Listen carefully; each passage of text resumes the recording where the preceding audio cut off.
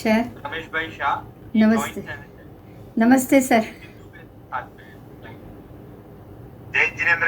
जय जितेंद्र, जय जी। आप कहाँ से? बॉम्बे। अच्छा, बहुत से। यस। बहुत ही इंटरेस्टिंग सब्जेक्ट है आज का, हाँ। हिंदी का। ये तो टॉपिक आपने बिल्कुल बहुत सालों से इंटरेस्टिंग है ही तो। ये टॉपिक आपने कैसे चूज किया? मैं सर जी 40 साल से मैं एस्ट्रोलॉजर हूँ, ज्योतिष हूँ। अच्छा, ज्योतिष है। हाँ, और ज्योतिष होने के नाते और आगम, फिर अपने आगम पढ़े कि जो ज्योतिष, जैन हाँ ज्योतिष हाँ है वो क्या है। हाँ हाँ हाँ हाँ, तो एस्ट्रोलॉजर थी इसीलिए मुझे आकाश का पता था हाँ हाँ कि हाँ। किस हिसाब से तिथि बनती है, क्या गणित है, तो इसलिए मुझे ये सब्जेक्ट में ज़्यादा इंटरेस्ट हुआ। अच्छा, तो हम लोग तो ये पांच तिथि को जानते हैं और जो भी कल्याणक 24 तीर्थंकर के वो जानते हैं, बट क्या आप उस कंट्रोवर्सी में है कि जो लोग इसमें हमारा जो डिवीजन हुआ, एक तिथि वाले, दो तिथि वाले, वो भी आप कुछ आज उसका भी लेंगे?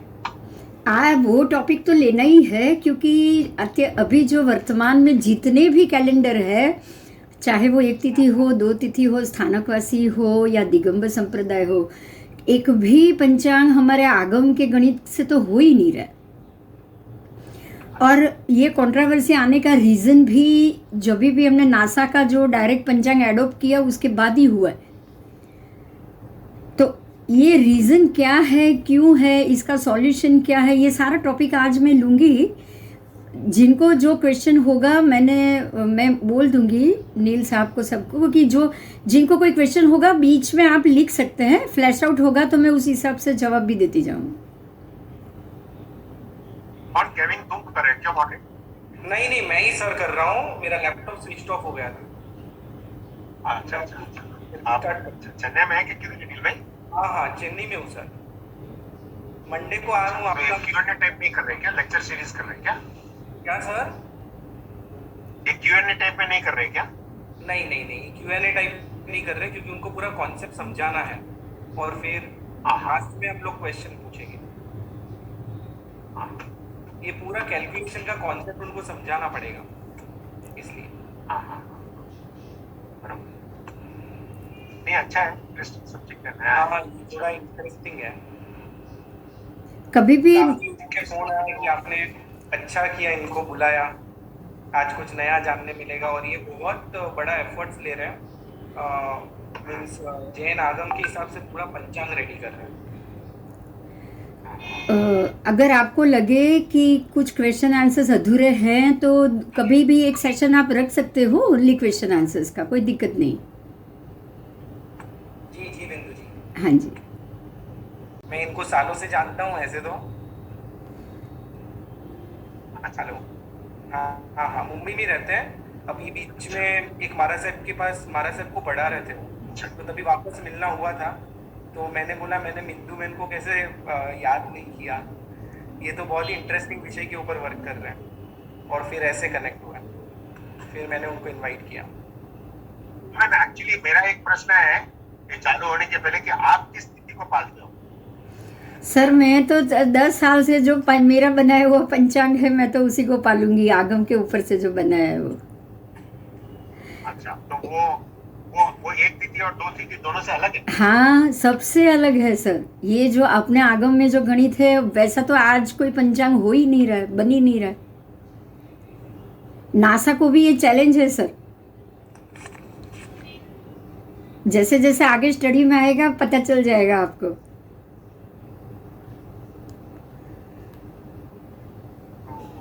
बेसिकली आप एक अलग ही मान्यता रखते हैं, तो? नहीं, अलग मान्यता तो नहीं है। मैं ये कहूँगी कि हम आगम व्यवहार जो अभी आज जीत व्यवहार, हमारे में ऐसे 6 व्यवहार बताए गए हैं, आगम व्यवहार, जीत व्यवहार, ऐसे सारे व्यवहार होते हैं।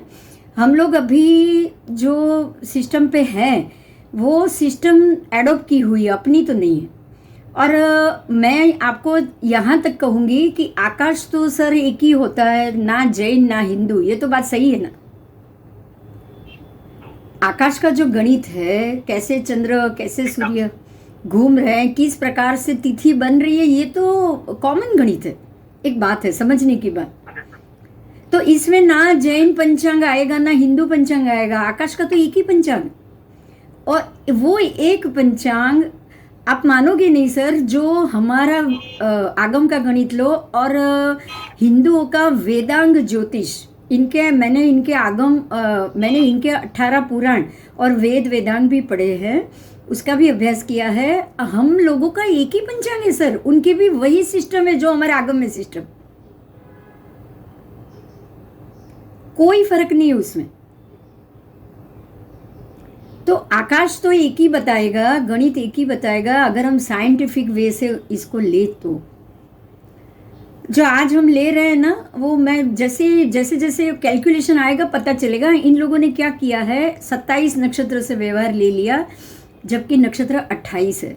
तो 28वां नक्षत्र पूरे 5 वर्ष में सिर्फ 21 बार आ रहा है, वो है अभिजीत नक्षत्र, वो हर एक राउंड में नहीं आ रहा है। तो ये सिस्टम से जब भी नासा ने या उन लोगों ने कैलकुलेशन किया, डिग्री बिठाई, तब इन्होंने ये नक्षत्र ही निकाल दिया। आप देखोगे वो अभिजीत नक्षत्र को गिनते ही नहीं।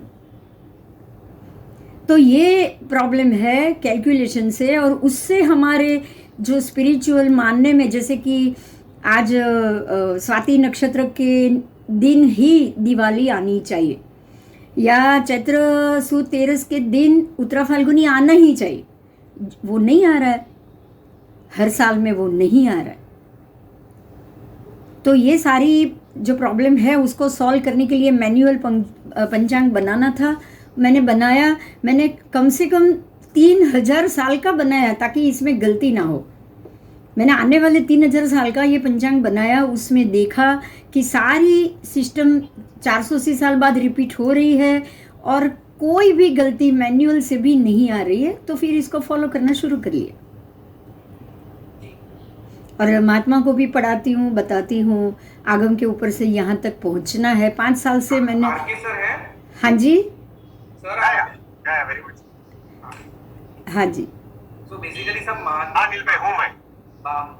भी मानते ही एक्चुअली, बट अभी तक वो एक्सेप्ट करने में और सिस्टम अप्लाई करने में थोड़ा डरते हैं। ट्रेडिशन को चेंज करना बहुत डिफिकल्ट है। ठीक है, दिल में टाइम हो गया है। हाँ इंटरेस्टिंग रहेगा। हाँ बोलिए। म्यूजिक स्टार्ट करते हैं सर, टाइम हो गया। निविशा म्यूजिक ठीक है, अपन एक बार और मिलते हैं इनसे। हाँ, आप सेशन में रहता हूँ, आप चालू कर दी। जी निविशा यू कैन स्टार्ट।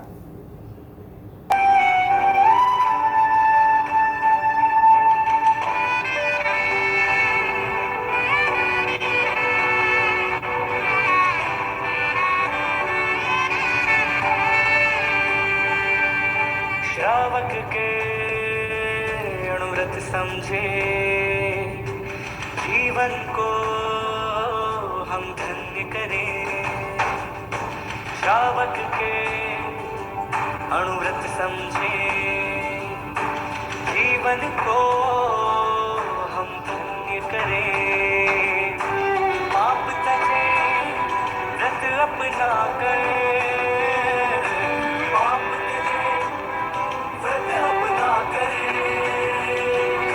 सद्गुण और पुण्य भरे, हाँ भरे। श्रावक के अणुव्रत समझे, जीवन को हम धन्य करें।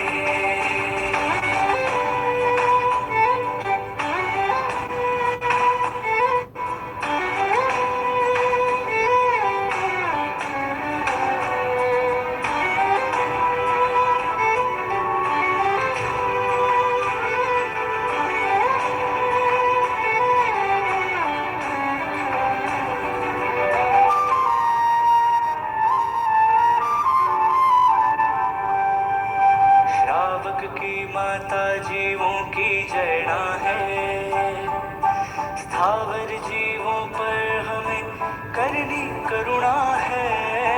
जब जीवों की हिंसा से विरमना है, आत्म समान ही सब जीवों को समझना है। आओ करें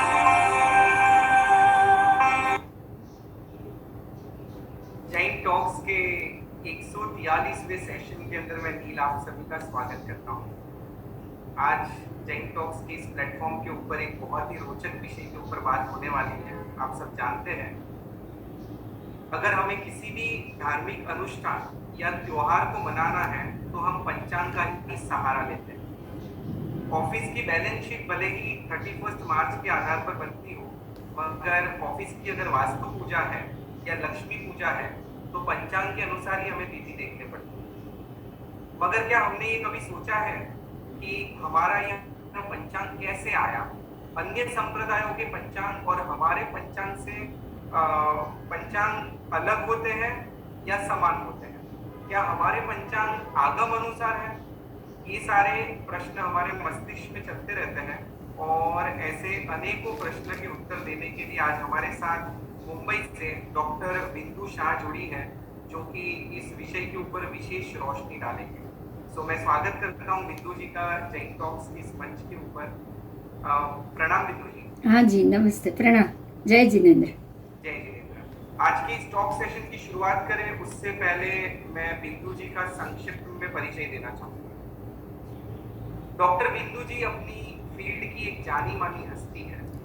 उन्होंने एस्ट्रोलॉजी इनोवेशन में पीएचडी की है। वर्ष 2000 से एस्ट्रोलॉजी की फ्रीलांस टीचर है। इन्होंने 2009 में ब्रह्मांड ज्योति संस्थान की शुरुआत की और अपने इस संस्थान के लिए बिंदु जी ने एस्ट्रोलॉजी फलादेश पर 5 किताबें लिखी। एस्ट्रोलॉजी का जो फल होता है फलादेश, उसके ऊपर 5 किताबें लिखी। साथ ही साथ इन्होंने 8 किताबें एंशिएंट एस्ट्रोलॉजी पर भी लिखी है। बिंदु जी ने सयान पद्धति, निरायण पद्धति, केपी पद्धति, वेदांत ज्योतिष, पंचांग गणित, नक्षत्र गणित आदि विभिन्न रोचक विषयों में ज्ञान प्राप्त किया है। वर्तमान में वे वन नेशन वन पंचांग के अंतर्गत हिंदू एकत्व के उद्देश्य से आगामी 480 वर्षों की एक पंचांग के निर्माण पर काम कर रही है, ताकि सभी संस्कृतियां एक समान तिथि, पंचांग आदि का अनुसरण करें, जिससे कि सभी विवाद खत्म हो जाए और सभी को एक दिशा मिले।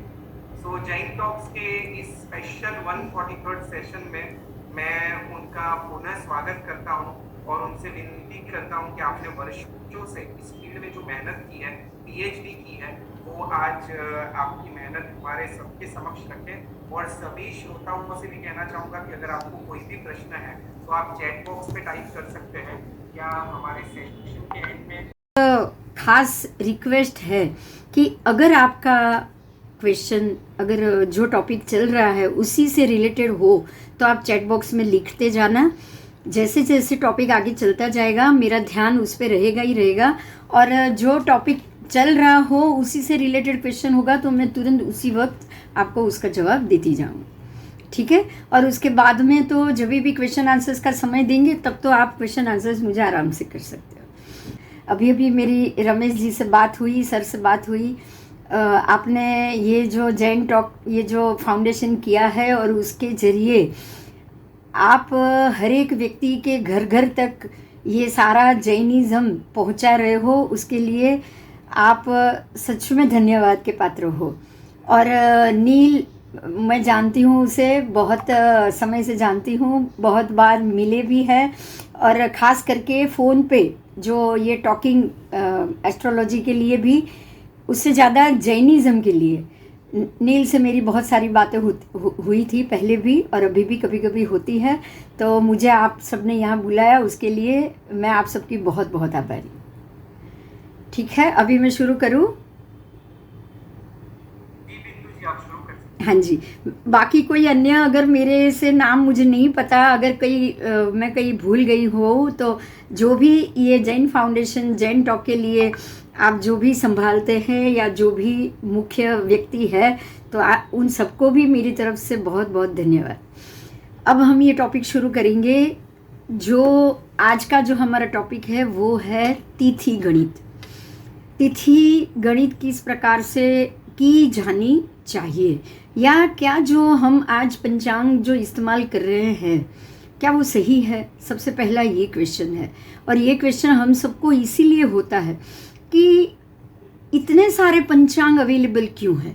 पहला क्वेश्चन हम सबके दिमाग में एक ही खड़ा होता है कि आप देखोगे अगर स्थानकवासी समुदाय है तो उसमें भी बहुत सारे अलग अलग, कोई तिथि क्षय का पंचांग लेकर आगे निकला है, कोई वृद्धि और क्षय का पंचांग, किसी के पास इससे भी कोई और गणित का पंचांग। तो हमारे लिए सबसे पहले ये क्वेश्चन आएगा, दिगंबर संप्रदाय में भी आप देखोगे 1 तिथि 2 तिथि, तपागच्छ में भी, उससे तो ये तो बहुत कम है। क्योंकि आपको शायद नहीं पता है, अभी अभी उज्जैन में एक सेमिनार हुआ था और वो सेमिनार में मैं गई थी। कम से कम इंडिया में, भारत में कम से कम 750 से 800 पंचांग है, 1-2 नहीं है, कम से कम। मैन्युअल तो इतने सारे पंचांग लोग बनाते हैं कि पूछो ही नहीं, क्योंकि हर एक व्यक्ति को लगता है कि ये नहीं, गलत है, इस तरह से सही है, तो वो पंचांग निकालेंगे। मेरा आप सबसे एक क्वेश्चन है, वो क्वेश्चन ये है कि क्या साइंटिफिकली कभी भी तिथि अलग हो सकती है? आप कभी ये सोचो, ये शांति से सोचो कि जब हमारे 30 तिथि होती है एक माह की, एक महीने की, कार्तिक माक्षर पोष, ये सारे हमारे 12 महीना है जो चंद्र मास के नाम से जाने जाते हैं। क्या ये चंद्र मास की, एक मास की 30 तिथि, दूसरे मास की 30, टोटल 360 तिथि ही हुई एक साल की। क्या ये 160 तिथि कितने दिन में ख़त्म होती है? आप अगर जानते हो, अगर जानते होंगे तो बहुत अच्छी बात है, नहीं जानते हो तो मैं बताऊं, हमारा 360 तिथियों का जो कैलेंडर होता है ना, वो 354 दिन में ही ख़त्म हो जाता है। Only 354 days. आपके लिए ये क्वेश्चन होगा कि अगर 354 दिन में ये ख़त्म हो रहा है, तिथि 360 है, तो वृद्धि आई कहाँ से? होता है कि नहीं होता है? जब 6 दिन घटने चाहिए तो 6 तिथि घटने चाहिए, वृद्धि आई कहाँ से? आप अगर बढ़ाओगे, मान लो कि आपने 6 बढ़ाई तो 12 घटानी पड़ेगी, सीधी बात है। 354 दिन में तो 360 तिथि आपको पूरी करनी ही पड़ेगी। ये जब गणित हमारे सामने आए तब हमें पता चलेगा कि क्या आगम में कोई पद्धति बताई है इसके लिए। आगम में क्या पद्धति बताई? आगम में अगर ये पद्धति है और बताई है तो उसको जानने का अधिकार हम सबको भी है। वो ये पद्धति है। ये बताओ, क्या पहले 14 नंबर आएगा या पहले 15 नंबर आएगा?